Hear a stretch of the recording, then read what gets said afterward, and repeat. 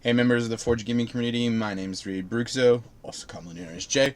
This is just a small disclaimer before the video to tell you that this is just my personal opinion on the guide that you're about to watch based off of the research that I have done. This is by no means in any way, shape, or form something you have to follow. It's just a suggestion based off of all of the research that I've done. I hope you enjoy it, and I hope it'll help you. Bye. And welcome back to the third video in our series following on how to build your artifact weapon. This time we're up looking at the Fire Mage. As always, we have to start with our artifact ability, and for the Fire Mage, that is the Phoenix Flames. So we hurl a phoenix that causes 300% of spell power, fire damage to the target, and splashes 100% of your spell power as fire damage to other nearby enemies, and this is always a critical strike. And since, as always, we only have one option to go for, we're going to increase our fire damage we deal by 3%. Now, we have four options to choose here from.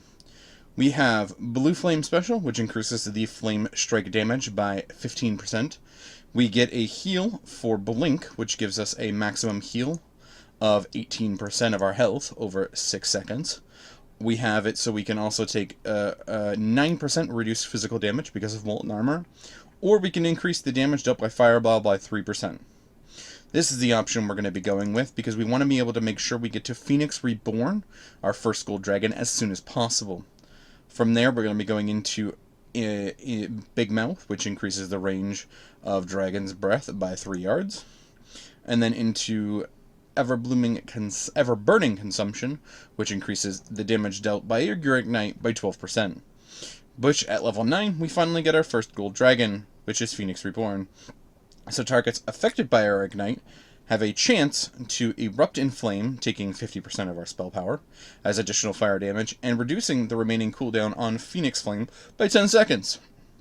Now, considering it has a 45-second recharge rate with 3 charges, it's pretty solid at a 10-second rate, and considering that has a hell of a lot of chances to proc, it's going to be a good option for us. From there, we're going to be going into Molten Skin, reducing our physical damage taken by 10%, and then increasing the damage dealt by our Fire Blast by 24%. Now we have the option to go for Fire at Will, which reduces the cast time of Fireball by 3%, or the Fire Blast deals an additional 63% of spell power over 9 seconds. We're going to go for Fire over Will due to the fact that getting that 9% reduced cast time from Fireball will allow us to get our second gold dragon, which is each consecutive critical strike you deal increases the critical strike damage we deal by 5%, which is actually very solid because we are playing fire. Crit is what we do. So then from there we're going to go with Pyroclasmic Paranoia, which increases the damage dealt by your Pyroblast by 6%. Then into Burning Gaze, which increases the critical damage you do with all fire spells by 3%. And into our final Golden Dragon, which is Flame Strike, calls down 1 additional pillar for fire each time it is cast. So no matter with the amount of times you cast Flame Strike, it actually gets stronger the more and more you use it.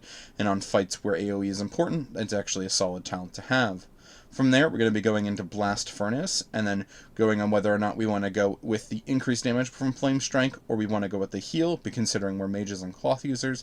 Having the heal of 18% of our maximum health over 6 seconds after Blink has occurred is more appropriate. Then we go with the Blue Flame Special, and then finally into the last talent, which is Scorched Earth, which grants us a 5% movement speed after we've cast Scorch, stacking up to 5 times. Then, as always, we start filling in our final talent, which gives us a base of 5%, and then when we finally fill all 20 points in, we get a 15% increased damage from fire itself. Now, when it comes to the way that your relics work, it's all about your personal and playstyle, but you more so want to go with things that either reduce the cast time of Fireball, increase your Ignite damage, or whatever your personal preference is. Moving on to your legendaries. The one legendary you, as any mage, are required to at least try and get as soon as possible is the Shard of Exodar. It is a ring that allows your time warp to not cause temporal displacement on yourself. It is not affected by temporal displacement or heroism. So in this instance, what happens is, as long as a shaman or other member of the raid has cast heroism and or time warp, you, in 5 minutes, or as soon as that effect is done, are allowed to use your time warp for free, allowing you to basically get hero on yourself every 5 minutes. In instances where fights are running long, you are able to benefit yourself from getting that multiple times, allowing you to basically go from having hero to continuing on hero for another 40 seconds, and allowing it to make it so that you can continue to have that increased haste, and especially as fire, it just makes it so you can get your hot streaks in and everything that a hell of a lot faster. As fire, the only other options we have are the Coralon's Burning Touch, the Drakari's Dragonfire Dion, the Marquee Bindings of the Sun King, and that's it. So one of the other ones that you really kind of want to focus on depends on your personal playstyle. The one that increases the dragon's black damage by 100% and range by 25 yards. It's not that great unless there's a huge amount of AoE, and most of the time the ads aren't going to be susceptible to CC anyways, especially in later contents being mythic and sometimes heroic. The other option to do is for Scorch on those heavy movement fights.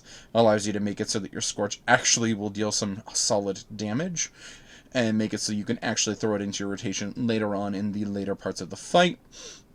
And the other option is, if you once you get your crit chance up there, you can make it so that you can make it so after consuming a hot streak, you can make it so if you want to cast Pyroblast, which you really shouldn't be doing anyways, without having it an instant cast, you can make it so it deals 200% damage. Realistically, like I've said, the best option for you to go for is the Shard of Exodar, which is your finger, which does give you the two things you want, crit and haste, and makes it so you can use your own time warp every 5 minutes. I hope you've enjoyed this guide, and I will see you next time. Don't forget to give it a thumbs up, and have a good day.